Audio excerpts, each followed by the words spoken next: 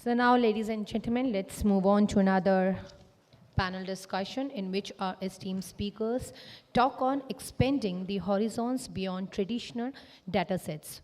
For this, we have with us our honorable chairperson of this session, Shri Brijendra Kumar sir. I request you, sir, to please kindly have your seat on the dais.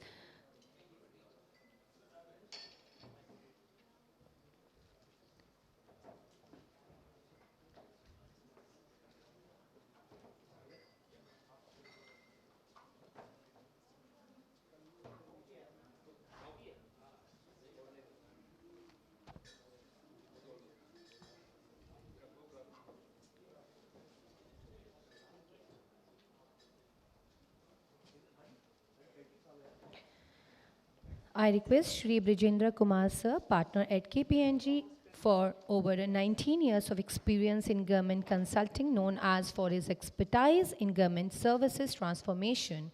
Shri Brijendra ji brings a unique blend of technical know-how, the strategic thinking to the table. I request you, sir, to please kindly have your seat on the dais.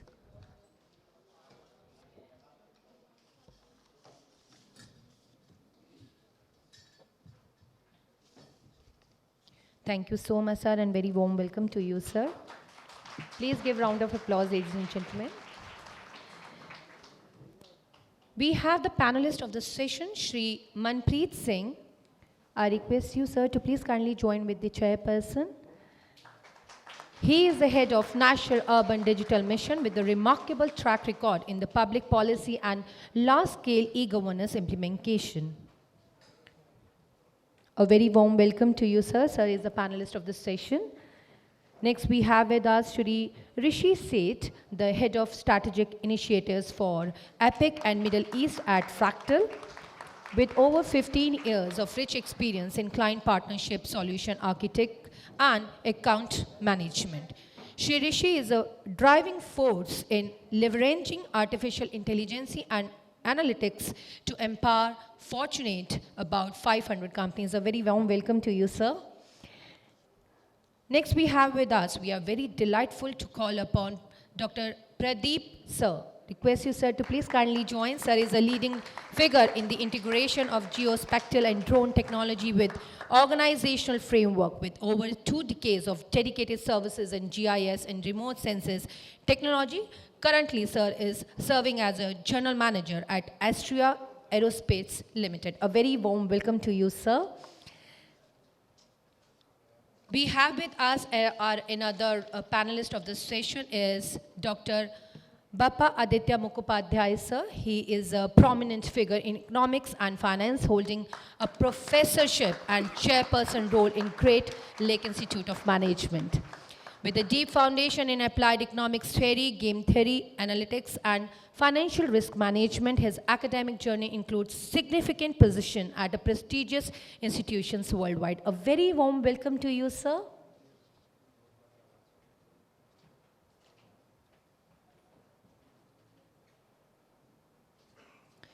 Next, we have with us the panelist of this session, Shri Saxena, sir, VP Technologies, Appventurez. Shri Ayush, sir, is leading with innovation and creativity, driving transformative projects in mobile app and web development. A very warm welcome to you, sir. Sir is also the panelist of the session. Now I'm handovering the mic to the chairperson of the session, Shri Brijendra Kumar, sir, to please kindly take over as a panel discussion for the particular topic. Thank you so much, sir. So thank you so much, and it's an honor being here, and a bigger honor actually to have the kind of panel that we have it here, because we have people representing government, representing academia, representing this entire private sector, which is a very, very important part of this entire data generation and consumption. And we will touch upon, so while there has been always a requirement of data for almost all the services that we provide, all the policy that we create, there is a different type of data sets which are getting used, across these all functions. And while there has always been a push on how do we, create move focus on those traditional data sets, which is coming from surveys, coming from the data which is generated by the government bodies. There is a very clear requirement that how do we go and further improve upon this entire data which we are getting consumed by some non-traditional data sets.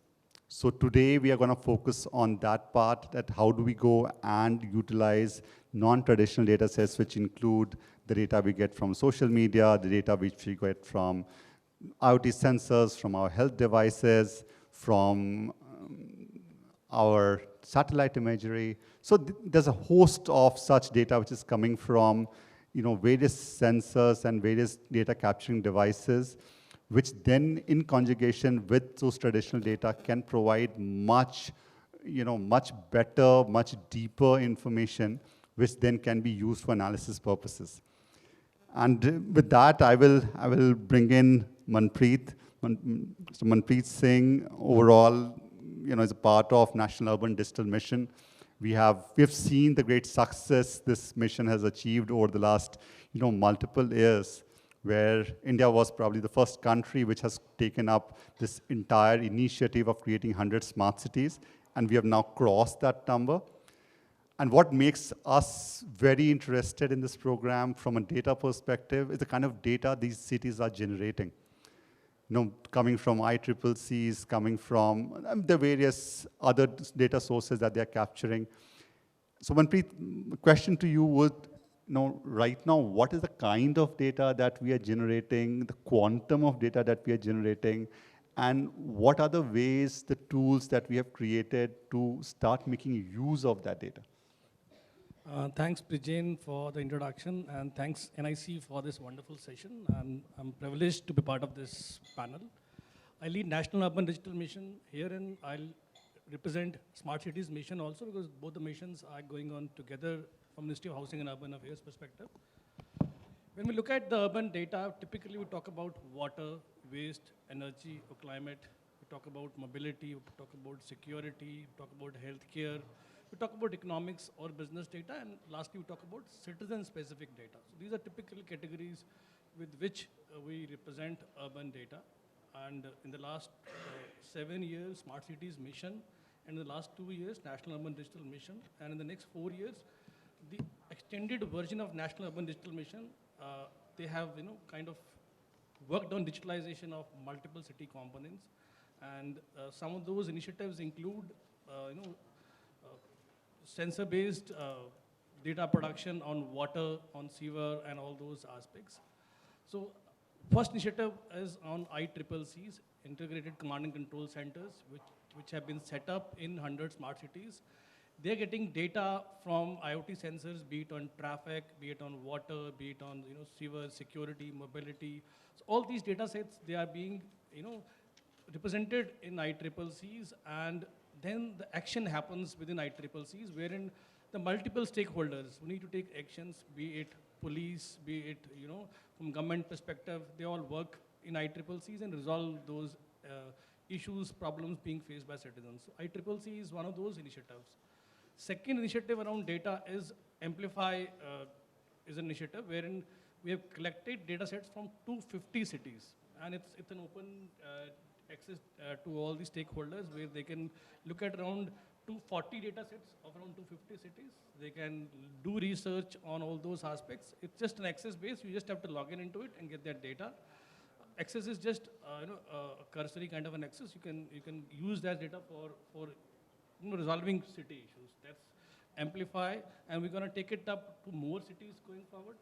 And third initiative is around the IUDX. We discussed in the morning, Indian Urban Data Exchange, wherein we actually utilize these data sets to solve citizen issues. One we discussed in the morning was on the public safety of people.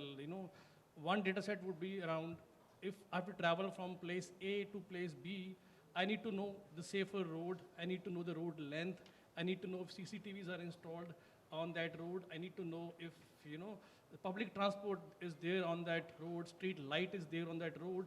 So I, from these multiple data set, can help a person reach from A to B point in a very safer kind of environment. That's how the good governance we talk about by utilizing these data sets.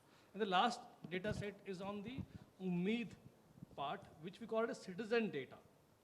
You know, if we look at 10 years in our history of urban data, we don't even know what is my property tax collection in our country. But with this dashboard, we are able to integrate with our states. Now we have live data from 14 states, how much property tax they collected yesterday. I can collect that data. It's online, no manual invention data. It's all online data. So that's the kind of data we're talking about, a live good data, which will be used by cities to benchmark with each other. I can compare, how many days a building plan was approved in Surat vis-a-vis how many days it took in Chandigarh. So my governance ultimately improves by benchmarking. So that's the kind of initiative we have been taking up, Brijendra. Great, Manpreet, because this is a very, very important area, and I will come back to you on the data exchange part of it, because a very important criteria for data exchange to work is to have a standard in which the data is getting captured so that you can actually, when you bring it together and benchmark, you can make sense of it. And I know NUDM has got some brilliant work done on that, so we'll come back to you on that. But before that, I will bring in Bappaditya. Because academia has a very, very important role to play here. And if you look at it globally, whenever there are initial projects which have started in data science, these academic institutes have taken, a big leap forward and provided that input which then later on the private sector started adopting. So right now, Bappaditya, just tell me, what is, how are we using some additional, so we have spoken about the data which is getting captured through, say, cameras and through, the various, say, the forms which the cities, give to citizen.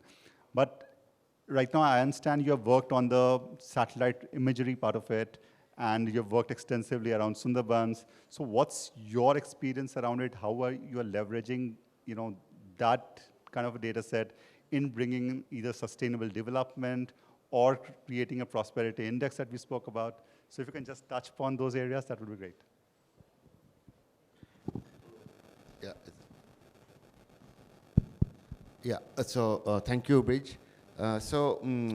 We are an academic institution, so we hardly implement things. We only talk, but we try to do the best out of it. So one of the things which at Great Lakes, Gurgaon, what we are trying to do is we have a center for sustainable development. Now, as part of that exercise or for part of that center, there are a few things which we are doing, and predominantly using unstructured data. And when I talk about unstructured data, which we are using predominantly satellite image data, and also some amount of text data. Now, hopefully, and if everything goes all right, in a couple of months, we should be able to launch what we are calling something called a sustainability or a prosperity index, which will be for about 7.5 lakh villages which we have in India. And hopefully that index will get updated. The frequency will be definitely quartered, and some part of it will be also in terms of month.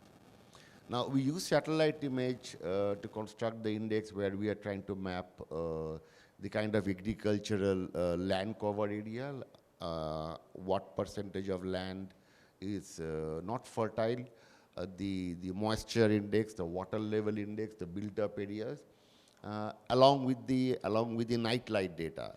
So this together will be able to give us a good idea about the prosperity at a village level, and including trying to create an index based on the emission level.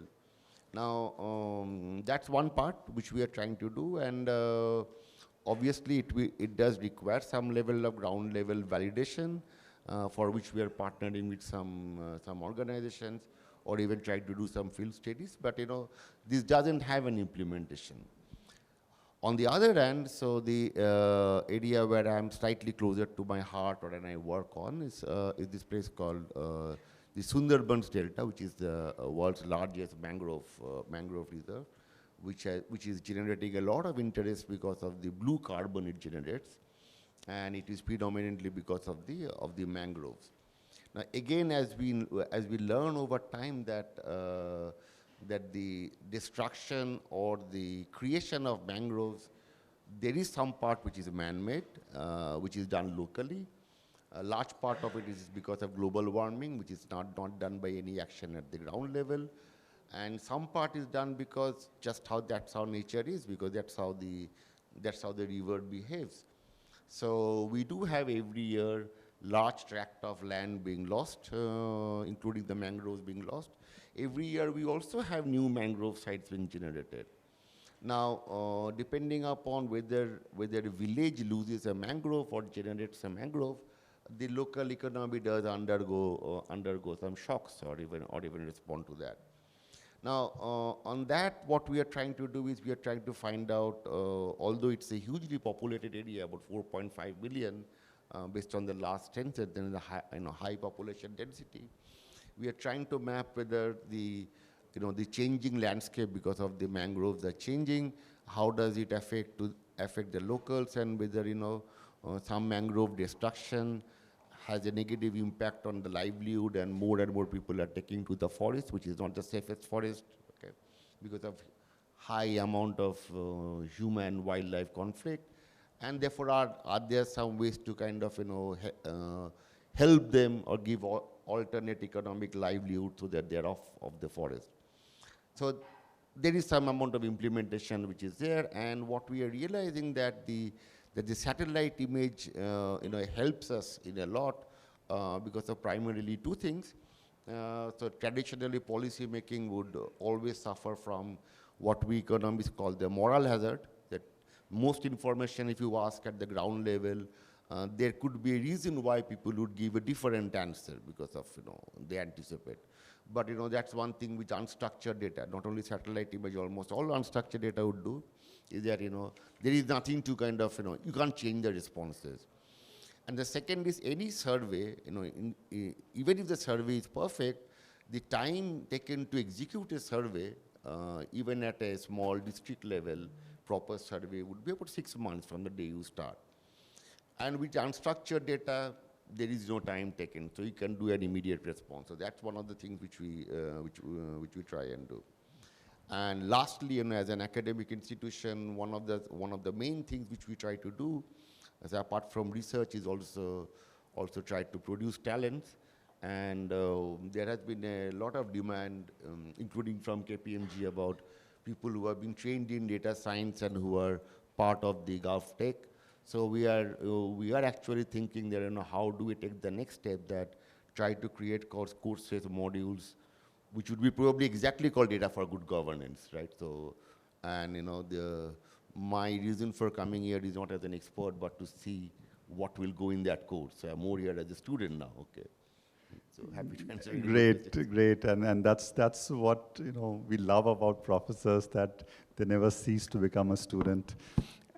So, but in fact, this is one big area that you have touched upon, which is using a satellite imagery for generating data, which then can be consumed. One is that we now get better and better imagery, so hence our ability to take that data and consume it for decision-making purposes has become higher now.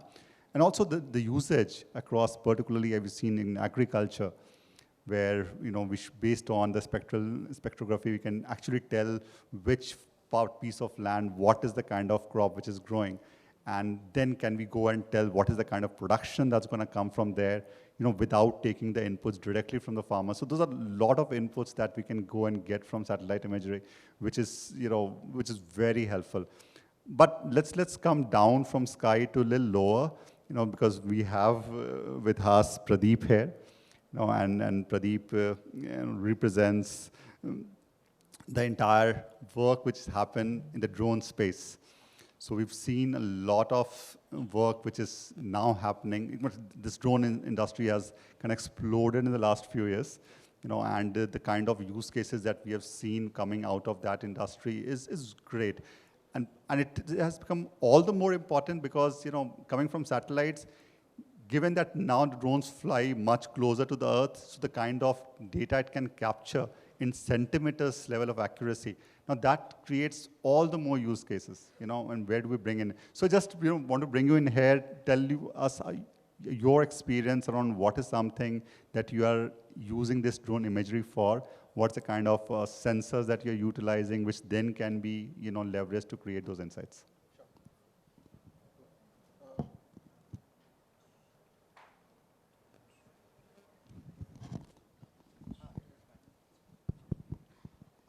First of all, thanks, Brijendra, and thanks to the organizers for giving this opportunity to present my views, as well as the larger drone ecosystem that we are working with. As you rightly pointed out, now drone gives or have evolved into a very secure way of an alternate data source for multiple government's models, whether it is surveillance, mapping, survey.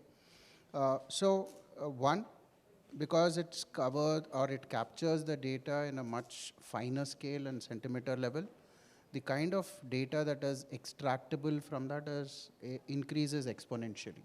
That is one part. Second is, it provides multiple sensors in which we can capture the data, which were limited when we were using the satellite data, right from simple RGB to multispectral to the thermal. Now we are going into a drone-based LiDAR, and as well as we are going into something like the magnetometric analysis also to come in, which will definitely help the mining further sectors coming in, including the GPRs, which can help underground utility mapping kind of a segment. So from the output of this, where it is being seen as one, as an outshoot of what the drone policy came in 2021, which opened up a much larger drone ecosystem. We have the initiatives like Swamitva and the land records coming in, which are a basic use case wherein a very fine scale data helped in mapping and providing the ownership, the property cards, and those kind of systems. And then we have the agri sector, which is seen a large amount of absorption of the drone technology.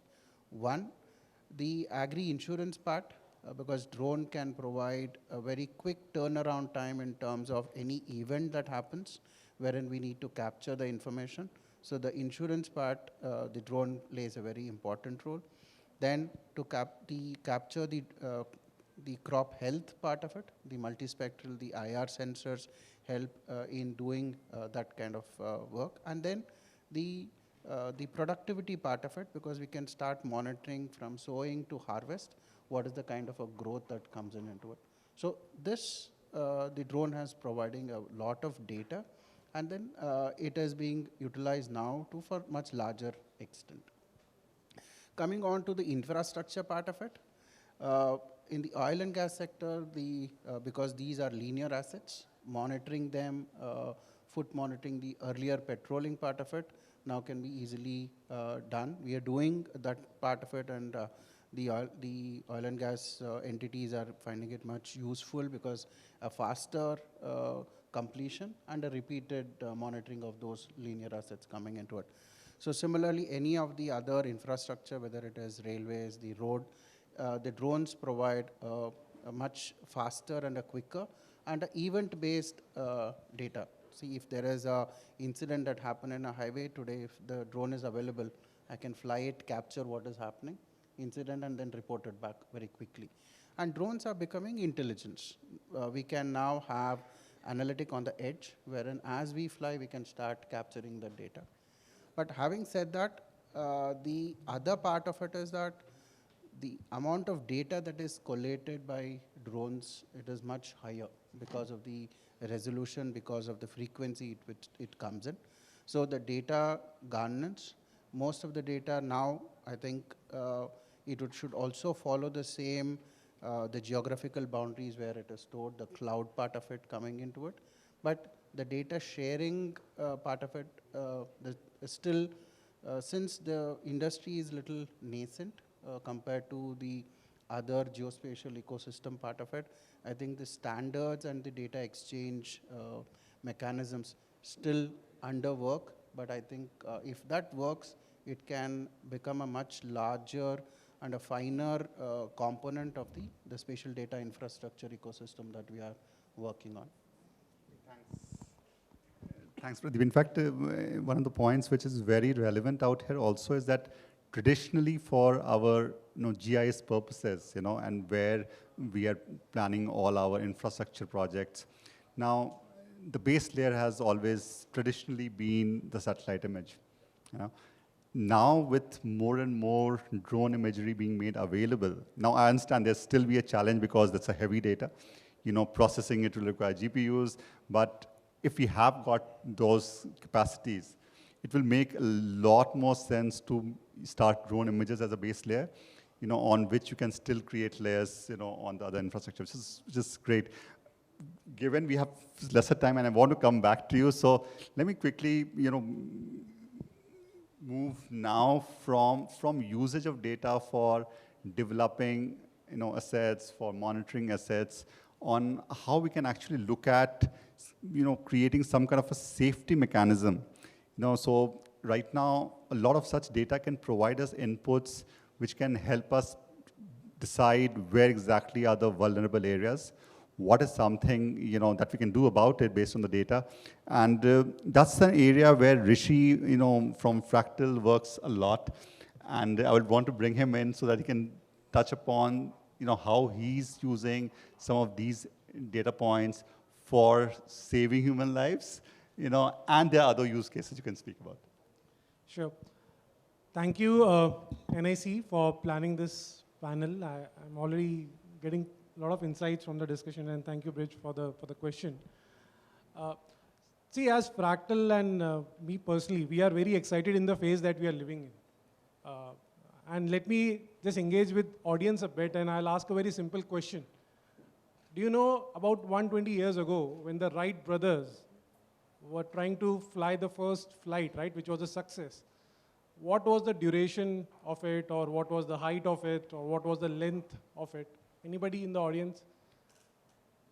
Yeah. Sorry? 5 minutes. Yeah. Close. It was 11 seconds.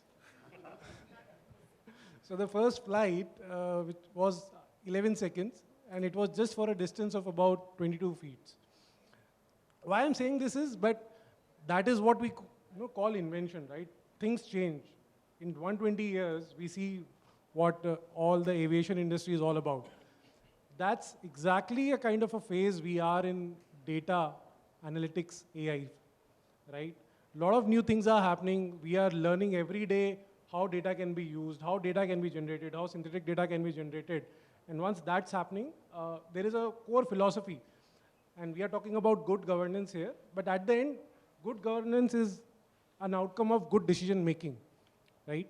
And good decisions are a factor of data into compute, into technique.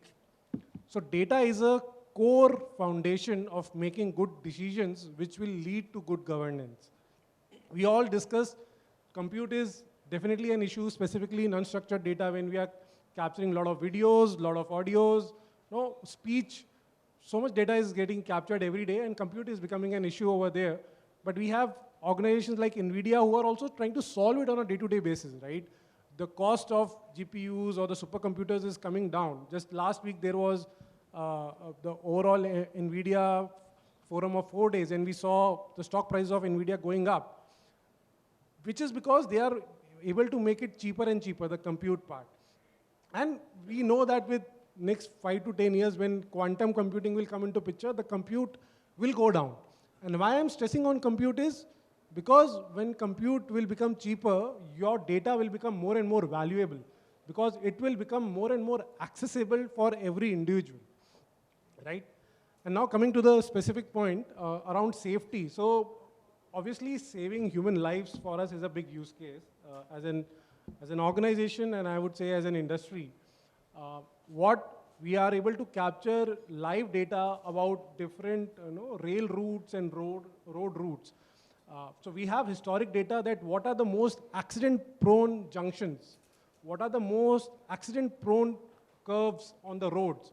And then together with that, if we are able to get the live feed of video recordings, we are able to predict, and because we are able to predict, we are able to prevent a lot of accidents which are happening, which ultimately is helping in saving lives. So that's an important use case, which I think is relevant from the new unstructured data perspective. But that's just one. Another use case in the health industry, but before that, one more quick question. Apple, we all, right? Many of us are Apple users, though I am personally not. But what is the most valuable product that Apple believes that it has created? Any guesses? iPad, iPhone? Yeah. Most of the people definitely consider iPhone. But it's actually the watch, Apple Watch. And why they consider, the senior management of Apple openly talks about it, why it considers to be the most valuable product is because it is able to measure your heartbeat, yeah, your health. Are you really working on your fitness or not? And a lot of people who have health issues, they are able to, with the help of Apple Watch, able to detect if there is a cardiac arrest or there is a heart attack or is there a possibility. And it has generated signals which has helped in real-time medical assistance being provided. An excellent use case, right? And Apple takes pride, right? More than Apple iPhone, they talk about Apple Watch is something which they have created valuable. Now we are trying to see there are use cases happening where organizations like, in this case, Manipal, together with Fitbit, they are trying to see that how patients, when they are at a hospital, you are able to easily monitor, are they taking their medicines, are they following the exercise, are they able to spend that time on whatever is the recommended physical exercises, and is their heartbeat in a particular range or not, right? All this, when they are at hospital, is easy to track. But then with the help of Fitbit, they are trying to do that once they are released from hospital, right? Once they go back home, they still need to follow certain guidelines. But many patients, they stop doing it because it becomes difficult, right? There is no one else to monitor. But with the help of devices like Fitbit and any other physical fitness device, you are then able to track that in next week or so, what is the behavior? Are they following the instructions? Are they doing the physical exercises which are recommended? If they are able to do it, we see that the recovery is much faster and their chances of going back to hospital have reduced drastically, versus the patients who are not able to follow the same, right? So these are the kind of use cases which are getting created and which is impacting us in day-to-day life, our health and savings. These are just a couple of examples and I can go on and on about it. I'll take maybe one more if time permits. So we see a lot of YouTube videos, right? A lot of data which is being continuously generated today. Data is generated every second. A lot of people have now started writing and recording everything that they are doing, specifically who are in the industry of content creation, because they know that today whatever they are creating, tomorrow it will be analyzed, right? Tomorrow it can be used for them to be alive even once they are gone. A classic example of that is Marshall Goldsmith. He is a industry leadership coach. He has coached multiple senior people in senior positions. He has also focused on leadership training for Fractal. We have, through generative AI, used all his videos, all his training material that he has ever conducted, all the books he has ever written, and we have created something called Marshall Bot. So now you, me, can just go online, ask any leadership, any career-related question to him, and it is available free of cost, right? So immense knowledge. He is almost 80 plus of age, of 60 plus years, available on fingertips for everyone who wants to ask question and get the answer. Now just imagine if this can be used by different departments. Now income tax department, if all the questions that have been asked, right, if you have the right personas, right videos, just captured, there can be an income tax bot. Now, similarly, in different industries, if you are just able to capture and consume a lot of these YouTube videos, a lot of the information which is openly, publicly available, you will be able to create use cases which can then assist every individual, right? So those are the kind of things we are thinking of. Those are the kind of use cases which industry is talking about. And a lot of it can be then used for good governance. Thanks, Rishi. I think this is very helpful. In fact, some of the points which you mentioned, about increased usage of chatbots, which are more interactive in nature. You can speak and interact with the machine in your own language. and there are government programs which are very effectively leveraging it. I've seen some great work being done by Bhashini, which is under METI, and where we're saying, how do we democratize, And I saw a very good use case where even the money was getting transferred verbally, so you don't actually have to go and type on a, on a smartphone. You can use a feature phone to transfer money. That's a kind of innovation that the country needs, because we all know a lot of things which has been developed, in other places may or may not be very, very relevant, and hence a lot of things that we are doing here is something which has been made for India. So the work that we're doing in NUDM or work that we have seen, being done in Bhashini, and there's so many to talk of. But I would not wait before I need to get Auresh in, because Auresh has been working in the space for fleet management, and you mentioned about health devices, and in fact, he has his own health device, which, they have developed. So Auresh, can you please just, touch upon those areas about how are we right now looking at getting information from those IoT sensors, for improving the efficiency, in various, domains that you operate in? Yeah, thanks, Brijendra, and thanks, Mighty and NIC for providing this platform where we are not just kind of a speaker and my already panelists clear out that we are also student and kind of a brainstorming and learning new things. So coming back to this question, right. So we have data everywhere. We have data. It's basically startups are working how that data can be used for users to make their life easier, how we can use this data in a more uniform way that will make things, predict things easier, and we can have a preventive measures. So related to the fleet parts, what we are kind of doing is we have GPS devices installed in every, mostly in every vehicles, and I believe in commercial we are using it more.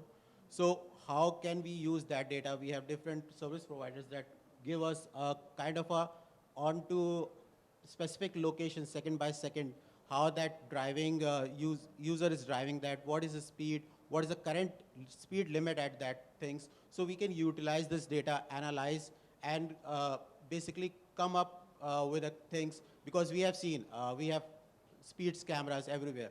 What basically our tendency is, whenever we come closer to that speed, whenever we put on brakes, but passing that speed cameras, we again go on a high speed, violating the limits. But with this fleet management thing, what we can do is, with these GPS devices, we have those all data. We identify what was exactly speed limit at that instance, what was the driving behavior of this driver, and based on those analysis, we can identify which areas are more accidental prompt and what was the driving experience to those stuff. These kind of things me and my company are working out to build up a system that we can use and promote that will basically create a safer thing because nowadays teenagers are driving, they get cars and everything, they are driving, but parents basically unknown what's the driving experience unless specific parents have those devices installed. In the similar way, the other product that we are basically working is we have a devices, as Rishi already said in this thing, that Apple watches are doing, but there's a limitation. Apple provides this data, but this is not available to everyone until unless you have iPhones, you use their basically algorithms or the apps that you are creating on app stores. Using those algorithms, you can predict.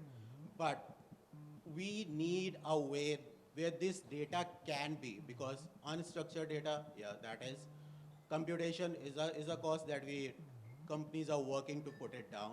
But we still need to have this data, unstructured data, open data in a unified way that most people can use it, understand it, and basically cover up with more initiations, or I'll say innovations, that how can this data be utilized in many other ways, like our panelists communicated for GIS things. Yeah, we can use to identify what our forest zones are covering up, because government is working on many initiatives for plantation and other stuff. But are we able to track government? Basically, government is providing fund, people are working, but down the lane there are something that is missing. We are still facing global warming things, stuff like. So we have those GIS data, but we can compute that data to identify where we were in 2000 with those plantation thing, where we are now in this plantation. So like this, basically what I'll suggest is raw data is everywhere. We need to identify how that data can be consumed in different sectors and how easily, and considering that with easy things where there comes a loss, there are compilation stuff like basically you need to identify what data, because you are consuming data, you might be getting that data from third parties as well.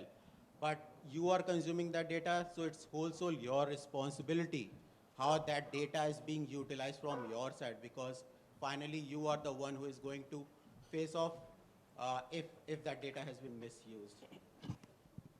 Thanks, and I've already been passed on a slip to close the session, and I just feel so short of time because I need to actually speak on a lot of stuff from the panels here. But I will just still, request Manpreet on just last one point, because that's very, very critical about data getting created at multiple places. There are multiple data creators, in your case, cities.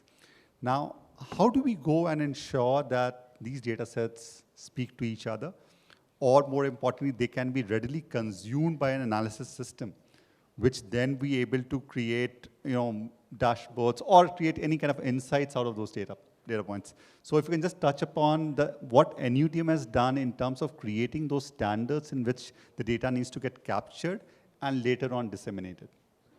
So I'll take this question in three parts. Apart from standards, what we need is an open source system which cities use to produce this data.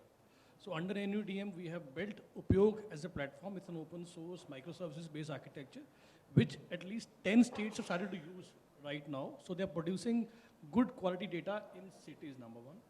Number two, from the standards perspective, we are building standards for citizen services right now, for 6 services like property tax, building plan approval, municipal grievances.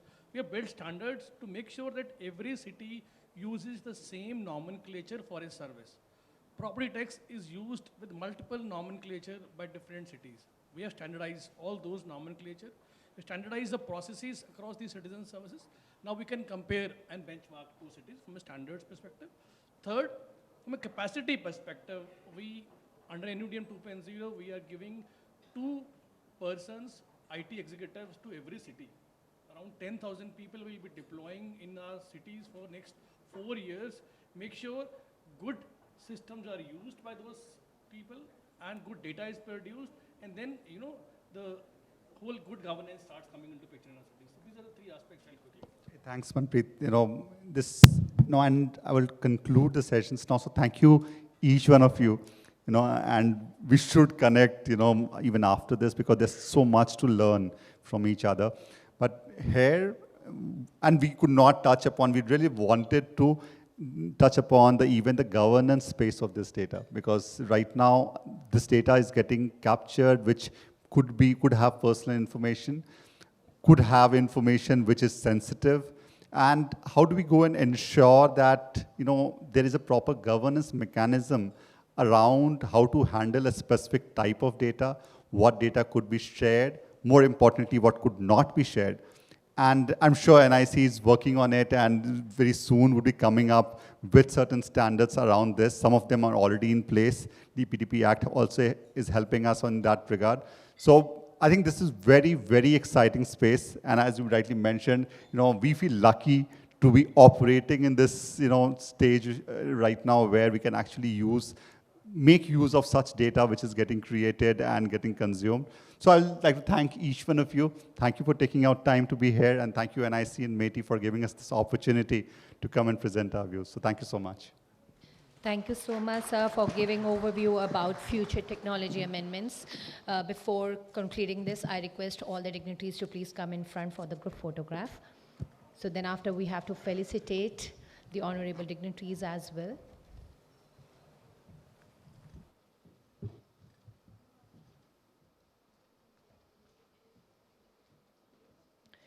For felicitating this session, we have G&K Handicrafts. Paper mache is a highly stylized and sophisticated combination of craft and fine art from the Valley of Kashmir, India. To represent the felicitation, I request Ms. Usha Saxena, ma'am, to please kindly come on the dais and felicitate the honorable dignitaries on the dais.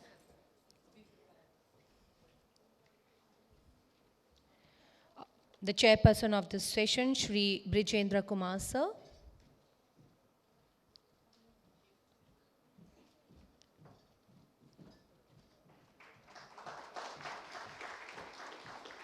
To the panelist of the session, Shri Manpreet Singh.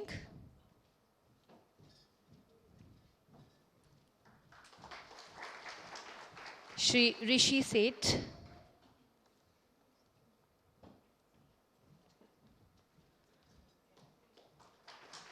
Dr. Pradeep, sir.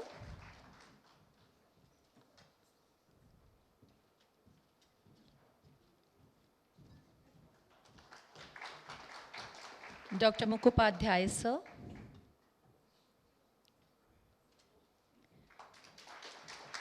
And Shri Saxena, sir.